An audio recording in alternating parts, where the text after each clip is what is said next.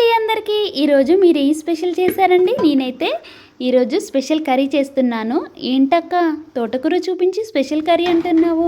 మాకు తోటకూర special curry అండి.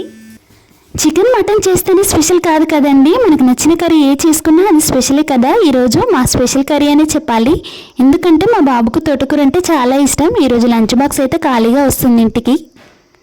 మార్కెట్లో తోటకూర వచ్చేసి 20 రూపాయలకు 7 కట్టలు అయితే తీసుకొచ్చానండి. అత్తాకోడళ్ళం సీరియల్ ముందు కూర్చొని గంట సేపు తుంచితే కానీ కాలేదు.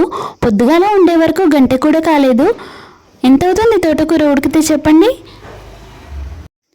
మా ఇంట్లో అందరికీ తోటకూర అంటే చాలా ఇష్టం. అసలు ఏంటక్క ఈ స్టోరీ? తోటకూర ఫ్యాన్స్ ఎలా అయ్యారు మీరు? తోటకూర మా అత్తయ్య తోట పనికి వెళ్ళినప్పుడల్లా అక్కడ ఆకుకూర తీసుకొచ్చేది. దీనికంటే చిన్న సైజులో ఉంటుంది, కానీ టేస్ట్ మాత్రం బాగుంటుంది. అది 4 ఉల్లిపాయలు కోసి వండి మా బాబుకైతే ఊకే పెట్టేది. తనకు అలా అలవాటు చేసింది.